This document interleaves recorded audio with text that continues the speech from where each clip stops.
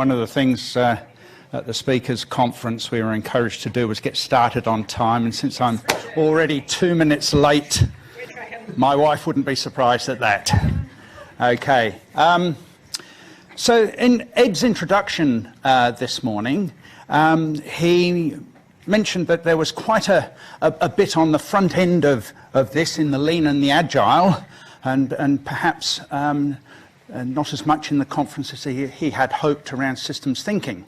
Well, I'm hoping that you see in this presentation just a little bit more of a bent towards the systems thinking side of things, and we're going to be looking at big world problems, the grand challenges, or at least provide a context, I would hope, that enables us to really understand how, as we apply lean agile systems thinking, that those grand challenges really become much more achievable.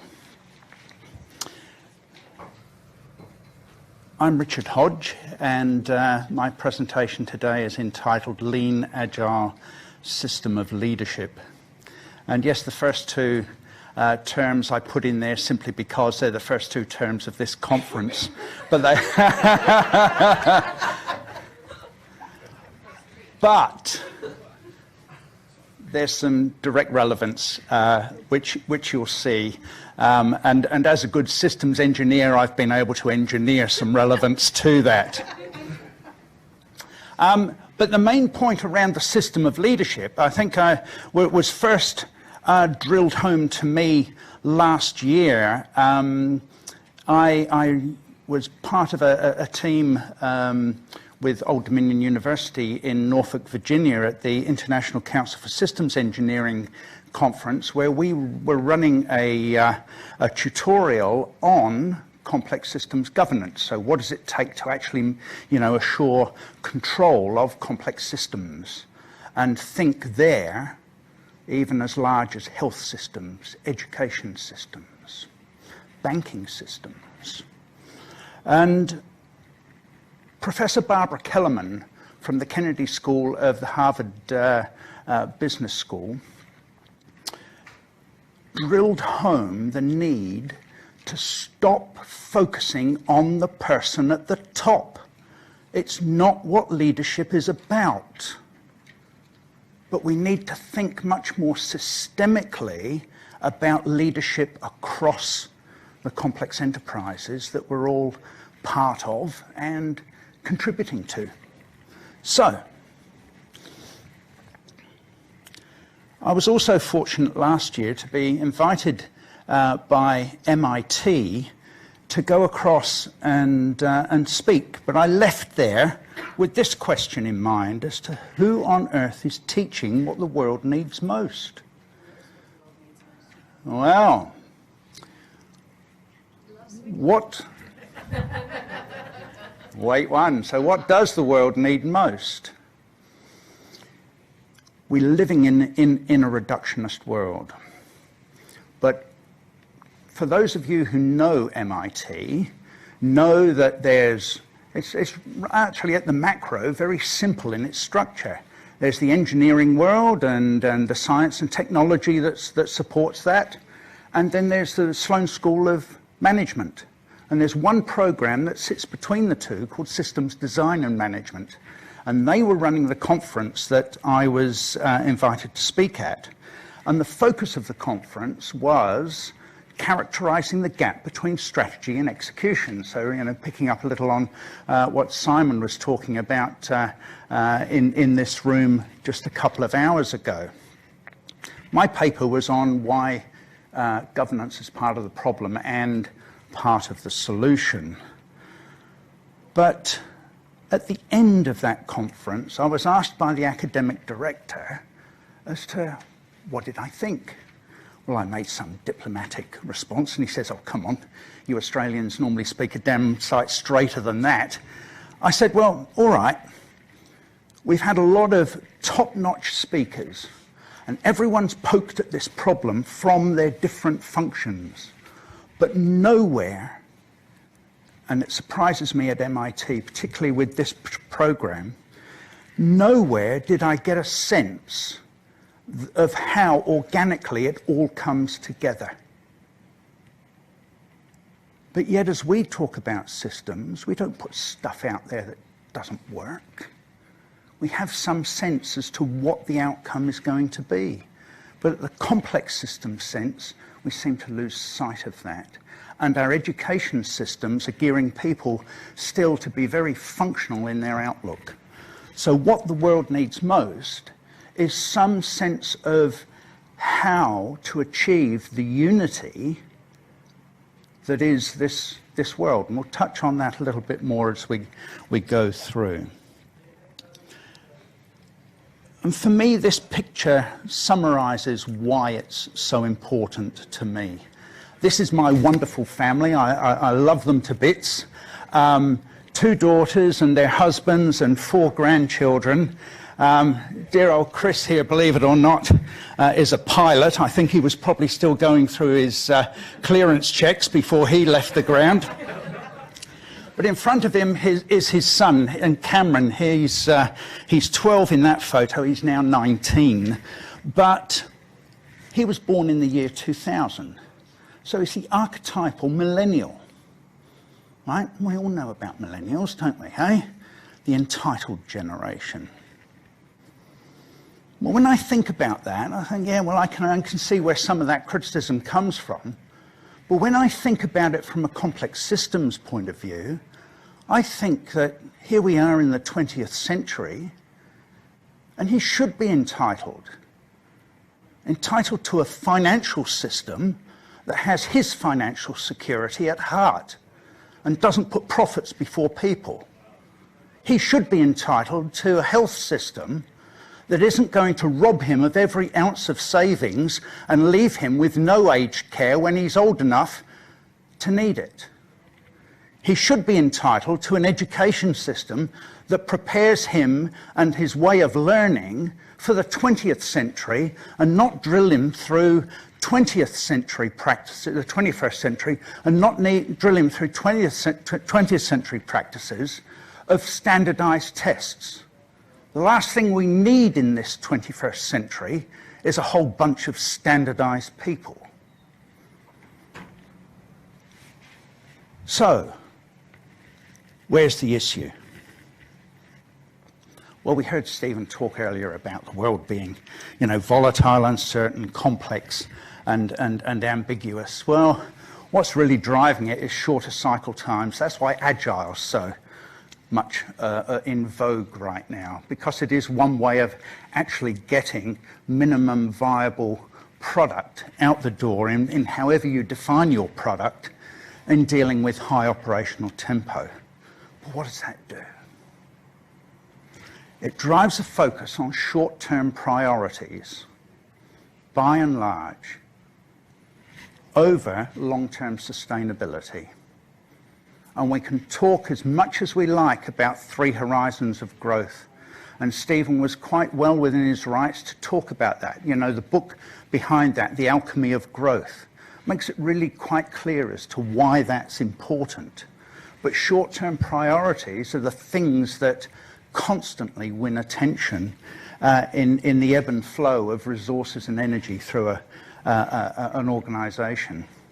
And what that does, of course, is drive systemic risk. Sorry, I'm getting a very dry mouth, but unaccustomed as I am to drinking in public,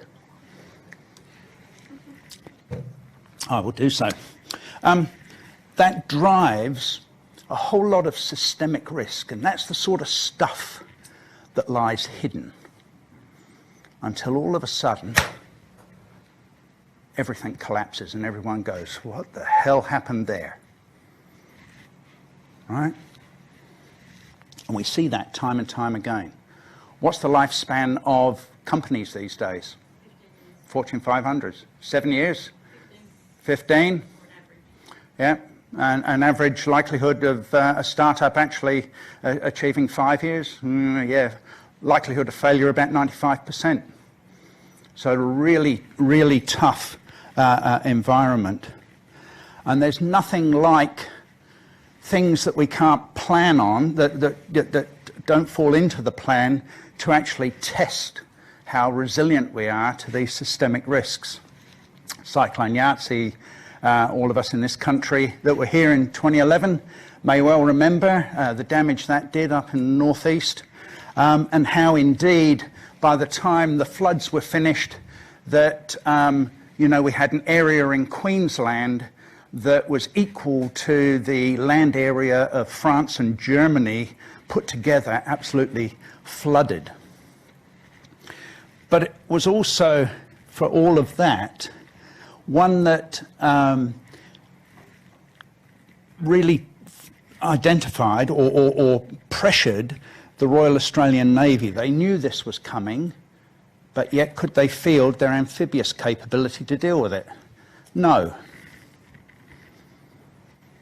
Big embarrassment, Chief of Navy sacked, a company director appointed to look into it, and indeed his report went deeply into that.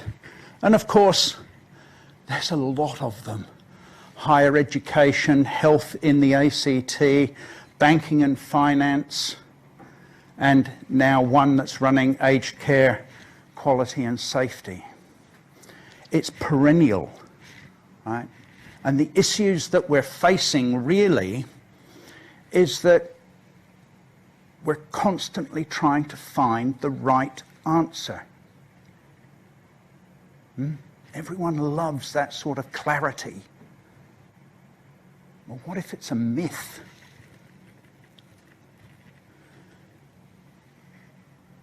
Kees van der Huygen made a very insightful observation back in '96 in his book, Scenarios, that when uncertainty is present, strategy moves from finding the one best strategy to creating the most skillful process. Now, Kees van der Huygen you might not know by name, but if those of you who can remember, or maybe you've read of, for the younger folk, the oil crisis in the early 70s, and indeed how Shell showed quite a bit more resilience than the rest of the oil companies in meeting that. Well, Kees was one of their strategic planners, along with Arie de Geus, Peter Schwartz, and they've all written books on, the art of the long view, or the living company, and Kees's book Scenarios. And they dived into what it was around their process rather than their strategy that enabled them to maintain a strategic conversation across the organisation. And so I use that by way of introduction then to us digging into lean, agile system of leadership. So I'm now going to break into each of these terms, and that from the lean perspective, I've gone and grabbed 5 principles from simply because I love this, the thinking around planettogether.com, and you'll see why a little more in a moment. But lean manufacturing principles and concepts, and he's got 5 of them.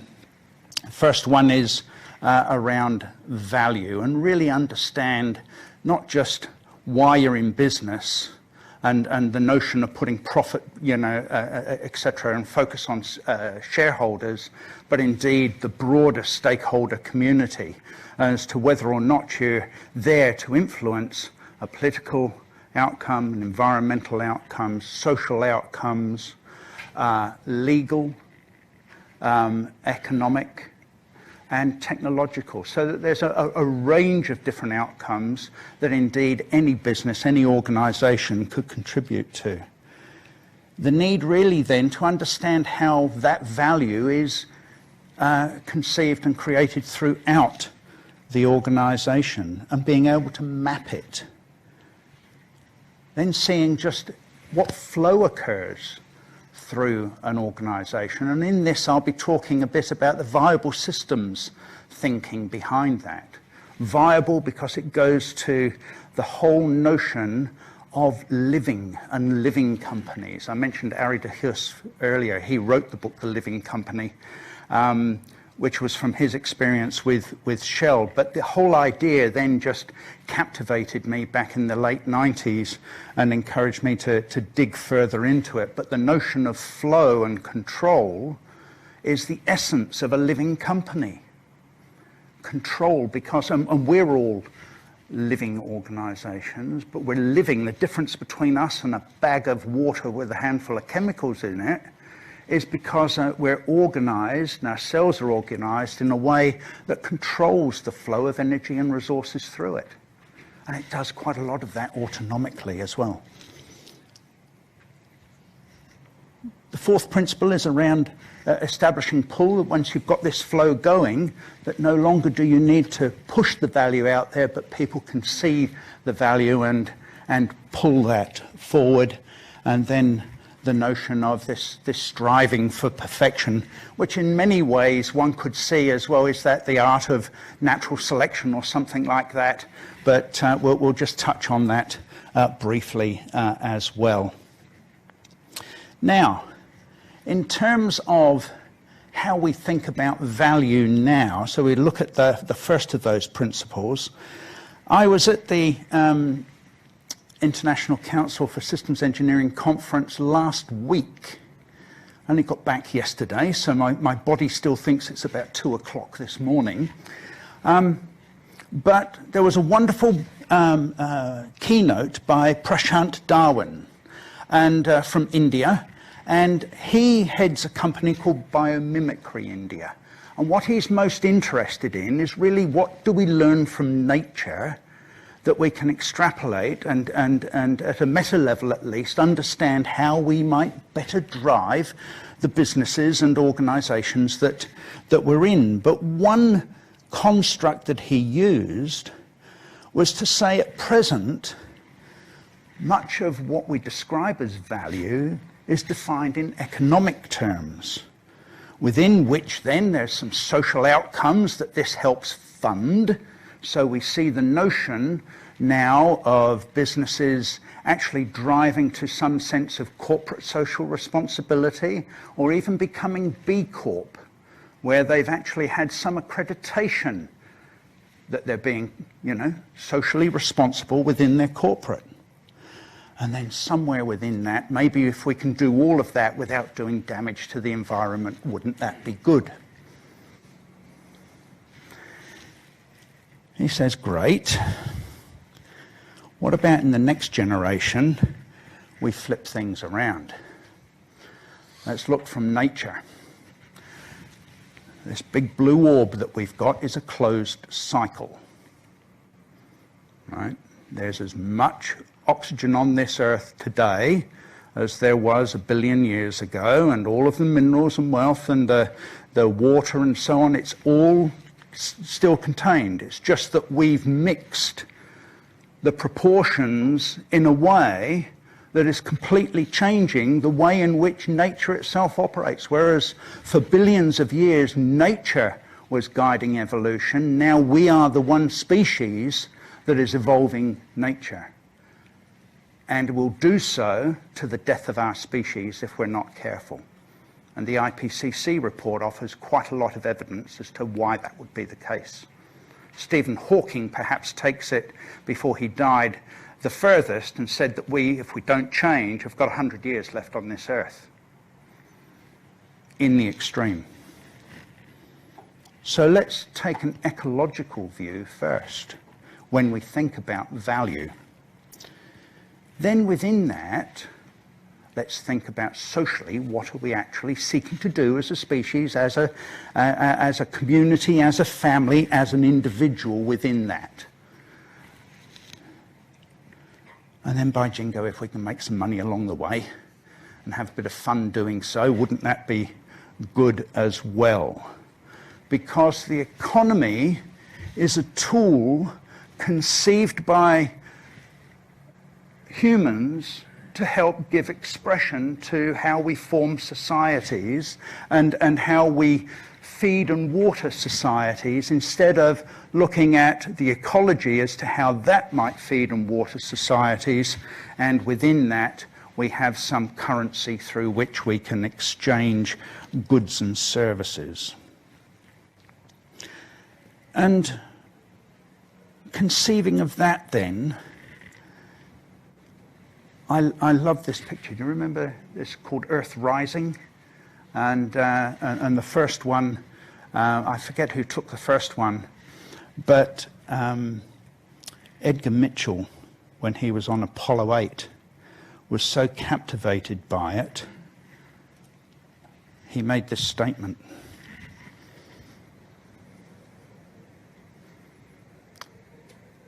For the purpose of the recording, I'll read that quickly. You develop an instant global consciousness, a people orientation, an intense dissatisfaction with the state of the world and a compulsion to do something about it.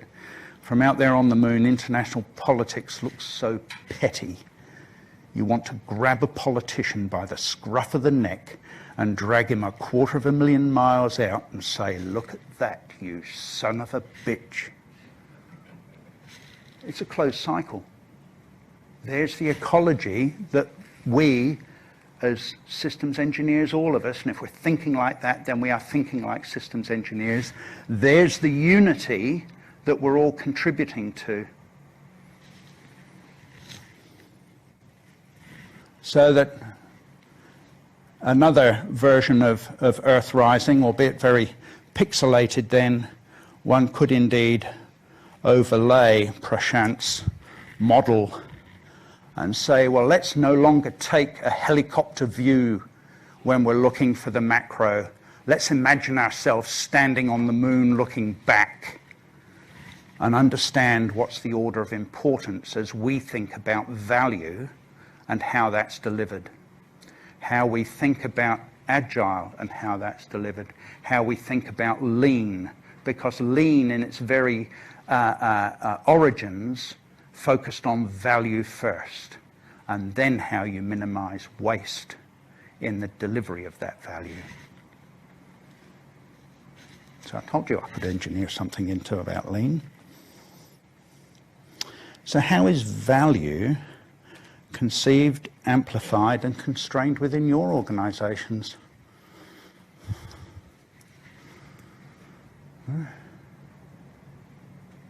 Actually, for most organizations that I've been in, it doesn't matter too much what's talked about. It matters more what appears on the balance sheet. Because those are the numbers that typically drive people. And those are the numbers that typically drive analysts that's looking at an organization, because numbers suggest clarity. And clarity that really isn't there, and really that isn't, well, it's wrong to assume that we have such a clear appreciation of the state of the world that we're operating and its prospects for the future. So we'll get into answering some of that. How is value conceived, amplified, and constrained? And indeed, then, we can begin to map that once we have conceived it. So that gets then into the second of the principles. Now here, I can actually lean back on a bit of practice, because I was engaged in a large-scale transformation program within the Department of Defence, which has shown some promise for how one might attack some of the grand challenges. So, that issue that we talked about with Cyclone Yahtzee and Navy not being able to, in those days, then field its amphibious capability. The problems were actually found to be quite systemic, not just the amphibious capability, but all the way through, including, a whole range of things, from information systems, maintenance, operations, through to leadership. And the biggest leadership issue of all was not being able to say no to a minister.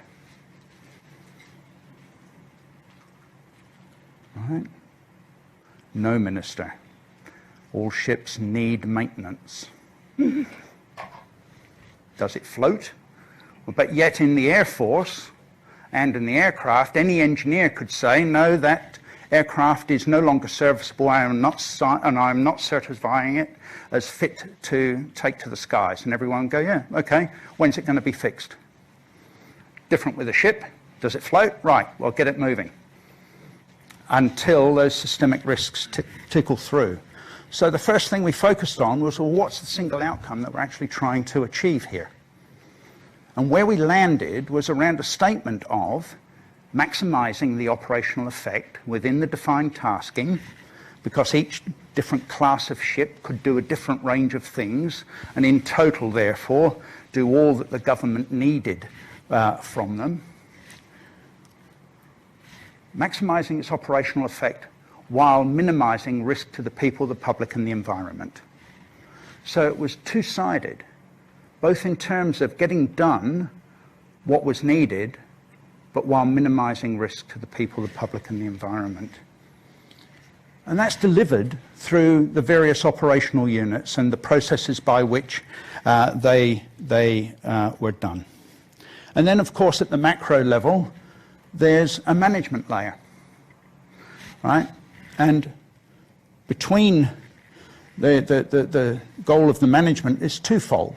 On the one hand, to amplify or constrain the ability of these business units to achieve the outcome, as well as do the sense-making and advocacy to shape the environment and understand in terms of the longer-term planning what was required, and therefore they could shape the operations. And that is the essence of viable systems thinking. And you'll see in a moment how that can be broken out into quite a fractal approach. When you get into the detail, one will see that. But the important thing within a systems thinking perspective is the notion of variety and how one deals with that. Is anyone familiar with Ashby's law of requisite variety? No. Well, what it says is that out here in the environment, there's a whole lot of change going on, all right? In the earlier presentation, Stephen referred to that as VUCA, volatile, uncertain, complex, and ambiguous. Okay, but it's a whole lot of variety. And what Ashby says is that the only way of dealing with variety out there in the environment is to give these people who are at the front line as much elbow room as possible to deal with that variety. So its variety is the only thing that trumps variety. So the whole focus, therefore, for management is to give these people, within appropriate boundaries, as much elbow room as possible and freedom of maneuver to dealing with change here. Not often does that happen, because for that to be the case, people in the higher levels of management here have to give control, not take control.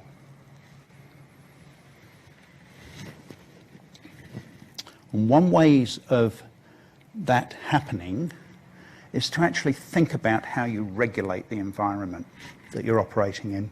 And so we constructed a regulatory framework that was goal-based and outcome-focused. You remember the outcome over there? Maximising the operational effect while minimising risk to people, public, and the environment. Then what are the goals? And this stands for governance and management compliance obligations. So what is it at the governance and management level you really need to pay attention to? Let's be explicit about leadership. Let's be explicit about understanding critically the functions of the business and the competencies required to deliver it. Let's understand what are the activities and conditions that these people have to face in the operational world, and be specific about what it takes, or what are the objectives that we need these folk here to operate within. Then, lo and behold, instead of telling them how to meet those objectives, we invite them to tell us in the regulatory environment how they propose achieving those outcomes. And then from regulatory assurance, It isn't, did you meet this specification, but did you in fact do what you said you were going to do? And if not, why not? And if not, then when? Which really changes the nature of the conversation and puts control in the hands of those people that need it most. So you then give the basis for people to be agile here. They don't have to ask questions over here. They've been given the remit to get on and do it, and to say how. And then when one has a look, then indeed you can then embed, deeply systems engineering processes right throughout the way in which you set and maintain the regulatory framework, how you set and maintain the governance and management frameworks, and how you set and maintain the operational frameworks that get the work done. Now that's in the macro, in terms of really understanding the mapping, and there's a little bit of an eye chart coming up, but then you can get deep down into the operational level in the dark grey, and really understanding at the unit level how they govern, plan, manage, deliver, assess and assure what it is they need to do. At the management level, and in this particular case, going with the Navy example, this would be the Chief of Navy up here, governing, planning, managing how all of the different elements of the Navy go about doing their work. And then you've got the regulatory framework sitting around in the light blue and white here. And if you notice the fractal nature of this, so that once you understand the relationships in the systems framework between governing, planning, managing, assessing, assuring, and delivering, then all that changes is the context of whether or not you're at operational level, whether you're not at an organizational level, or whether or not you're at the regulatory level. And it doesn't matter how many of these you have. There's a good dozen or more operational units, and in our level this was repeated for Army, Navy, Air Force, the training establishments and the like, so that all of which then was responsive to the regulatory environment. So that approach to the systems thinking and the fractal nature of it enabled one framework to be explained and it to be interpreted into the different contexts. And that enabled every single one of these units to take a very agile approach as to how they achieved the operational accounts that they were required to do. So when it came time for us to finish that piece of work for the Navy and the like, I was part of a team of 3 of us that went up to the board, and sitting on the board was Mr. Rizzo, who was also a non-executive director at the National Australia Bank at the time. And he said, you know what, quite impressive. So we got the tick. Nice, lovely to hear. But here's the thing he then said. Do you know, this morning when I was at the bank, we were having conversations, and this is pre-Royal Commission, we were having conversations this morning that we were having 10 years earlier. And those conversations were being repeated for want of that sort of governance framework. So it's the sort of stuff that isn't taught in the management schools, in the engineering schools. But those of us that come with some sense of how engineers think and work, it's about how you build things, no matter the size of the system, in order for them to work. And how you go through the systems process and the experimental process to actually learn by doing.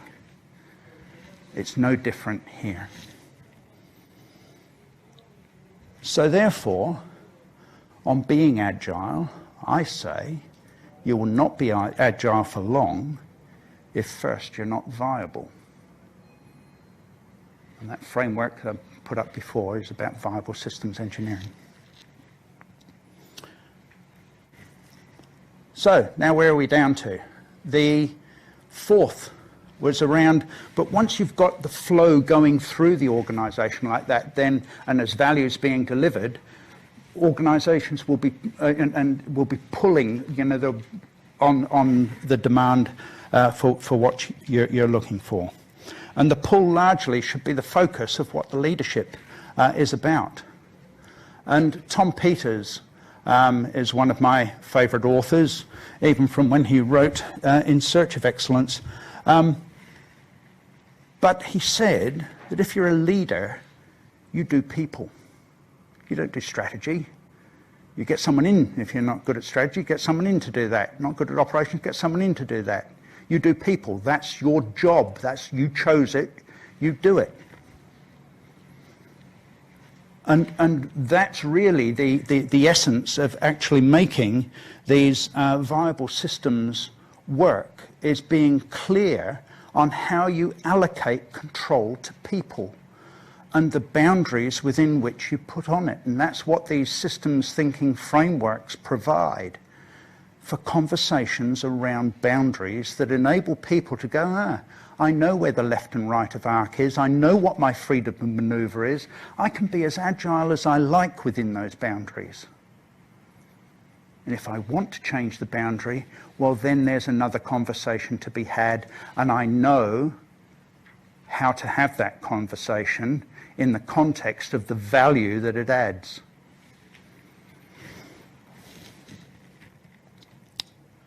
So, now I'd like to look at that macro map, and instead of having a defense example in there, just imagine that you've picked one of these sustainable development goals, and one I'm working on with a colleague is number 4, around improving education and how indeed you change that. So I'm going to put just a bit of a mask over it, and then really put some focus on the leadership that's required in order to make this viable systems thinking actually work. Excuse me, from a leadership perspective.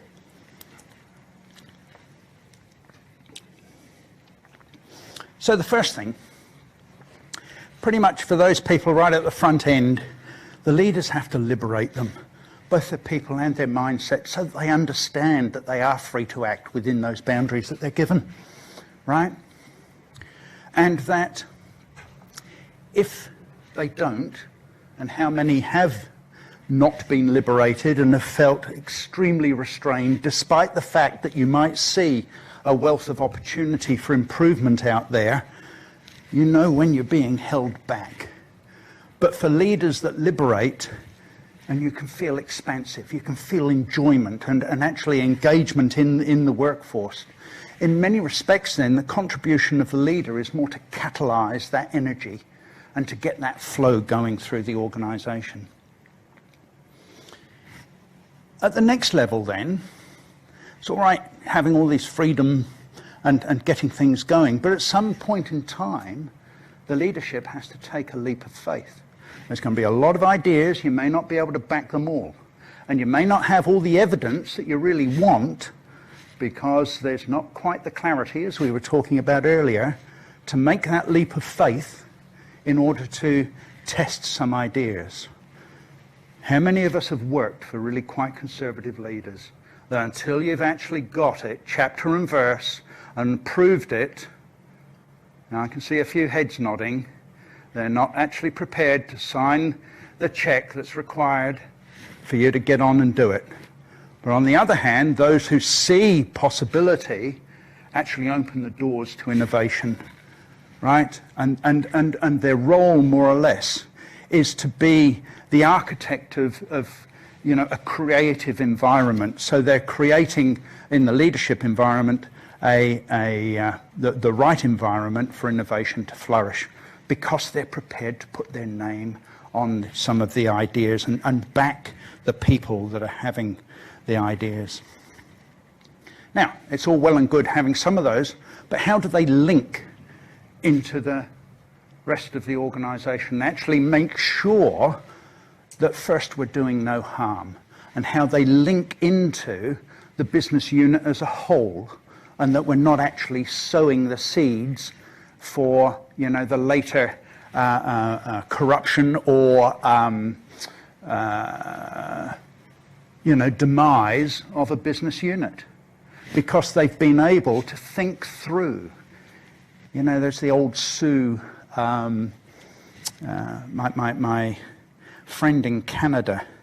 She's a member, her heritage goes back through the Cree Nation, but she was also telling me about the Sioux Nation, that wherever they made a decision, you know, the ideas were taken in within the tent, but they would be asking what would be the impact on the first generation, on the second generation, all the way through to the seventh generation. And until they could be clear that actually it was a good thing to do and that it would not do harm overall to their nation, then they wouldn't, that's what it took for them to actually take things through. Now, whether we need 7 orders of magnitude sort of, or, you know, 7 nines assurance, but we need to be able to ensure that it links within the business and keeps it whole as a business. Because if it doesn't, then you're setting cracks within the business. They'll fragment. But when we really want, you know, the seeds for integration and that unification. So the leadership role there is very much one of connector, right? As you get up into the higher levels of the management, then indeed it's a question of, well, we've got success in this business unit, can we leverage it across the whole enterprise? These things are quite complex enterprises these days. Or are we actually fighting the parochial nature of some business units to say, no, that was our idea, and we want to maximize the growth in our business unit and to hell with the rest of the enterprise? Whereas the leader that leverages actually can achieve some quite systemic improvement in what's intended. But to do that, the role they play is collaborator in getting across the business. And the last one is that you can't stop. It is not just a progression, but actually a constant cycle. And that this is happening all the time. And for those that like to take a stepwise approach and then stop, will be really quite perplexed as to why it worked well last year, but it hasn't worked well this year. Or we had 3 good years, but now the last 4, we've run out of steam. What happened? Well, you actually didn't keep this going as a system of leadership. But if you do, then something quite profound can come by it. And those that do that are indeed, you know, the equivalent of those Sioux chieftains, that they have a legacy mindset as to what's driving the whole enterprise. And there's the clearer version with some, you know, order of magnitude suggestion of improvement. Whether or not those numbers actually stand up, I couldn't tell you. But conceptually, you could see how, once you're getting across a complex enterprise, just how indeed you can drive it far wider than one might ever imagine. Richard, how did you, going back, how did you discover that that's the order of pathways, right? So catalyst creating, interrupt.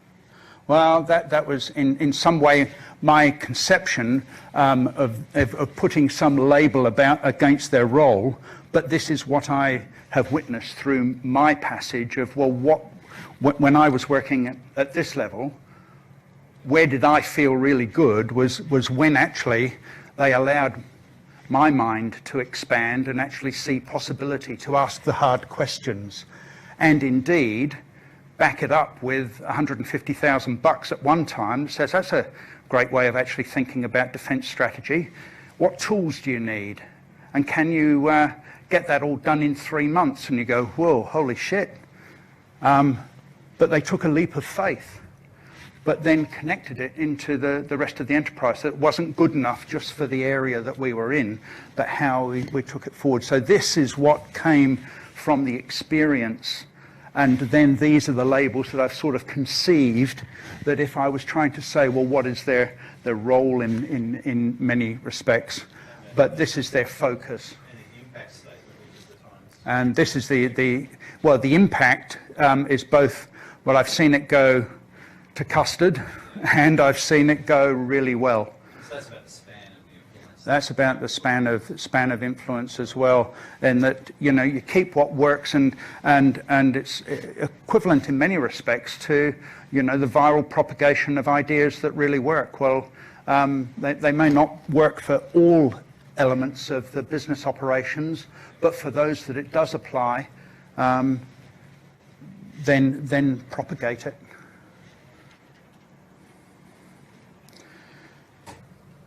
And the last of the principles was around perfection. And of course there I'll bow to Vince Lombardi, who was suggested to be one of the best American football coaches. But that's the life we live, isn't it?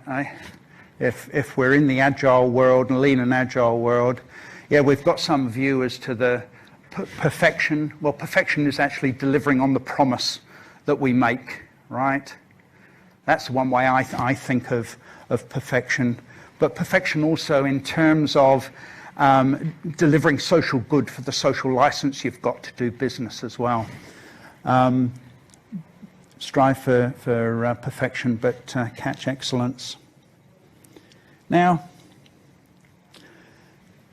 just before I finish it on there, I want to actually finish on a little more of what's probably a little more somber note as to raising possibility. But one thing caught my attention last week at the Orlando conference was a comment on culture. And it comes from Larry Kennedy. And he felt that culture has passed its tipping point. Larry Kennedy, at the time of the Apollo moonshot, was an associate engineer, so a guy who'd done his Masters of Engineering in his mid-20s, and he had asked a lot of hard questions and shown himself to be particularly willing at trying to find out the answers. So he was put into the group of the top 12 scientists in NASA, and they had a set of rooms and whatever else, which was really quite an honor for him. And at the time of the Apollo 11 launch, he was given a pass that said access all areas. If you were given that, what would you do with it? Well, what he did with it was get himself as far forward as possible for the Apollo 11 launch, and he was right up there with the fire truck that was closest to the thing. So at the time, he saw that rocket go up, and there it is on the left. And then 20 years later, actually 35 years later, sadly the Challenger didn't quite make orbit. And his point was the difference between the two. Anyone care to guess what happened to culture in those 30 years in an organization that achieved the moonshot? I'm sorry? Partly it, yes. Bureaucratic and authoritarian in the later stage. Absolutely, and it's a combination of those two. Here, has anyone seen that recent documentary that was around the cinemas, Apollo 11? And before they launched, do you remember them going through to each of the operational units? Confirm clearance to launch, confirm clearance to launch, confirm clearance to launch, confirm. I think actually the phrase was confirmed safe to launch. Confirmed safe to launch. Here, the focus was on, we do not launch unless it's safe.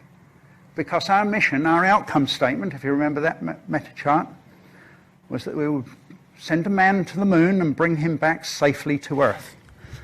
Confirm that it's safe. And anyone in that operational chart, if you remember my other chart at the bottom end there, could say, no, not safe to launch.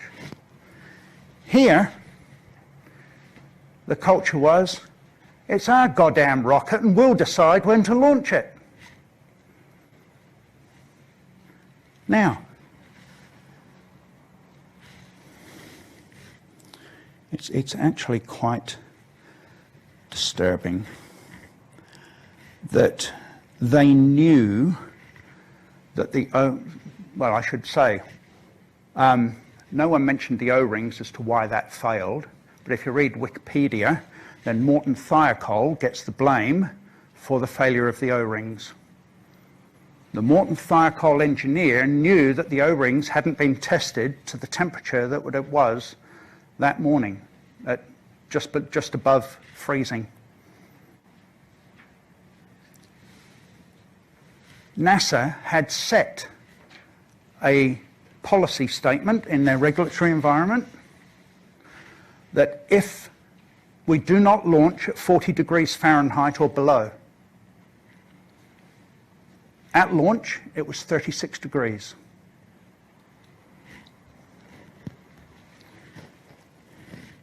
So once again, Larry Kennedy last week offers some sage advice.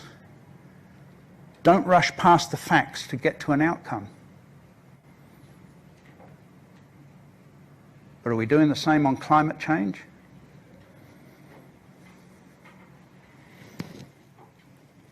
And many other things. On the Challenger case, now this is one of the many pictures on the internet of the NASA Mission Control Center. They knew the facts. The Morton Thiokol engineer, as they were still doing the countdown to launch, was standing up on his desk, jumping up and down, saying, you're going to well kill 7 people. They had to restrain him.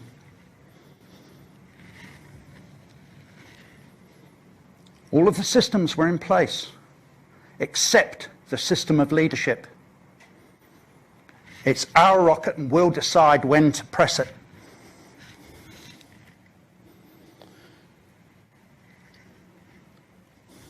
And of course there's parallels.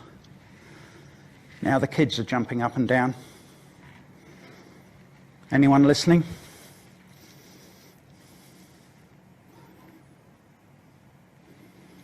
So what I stand for, at 64 years old, not sure if I'm the oldest person at this conference, might be close, is from all of this thinking and practice, how do we actually make these work? Not just for my children and my grandchildren, but for our future generations, and not just the next 7, but the next 707 and more.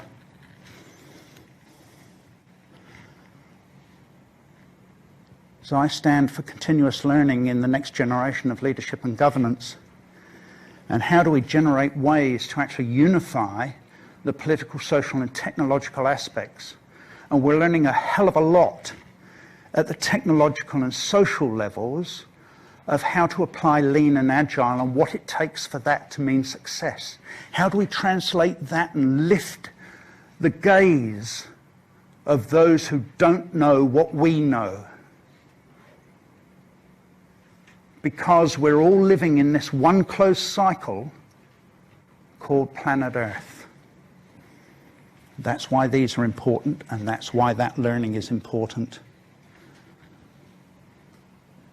So I'm stepped back from doing large-scale transformations.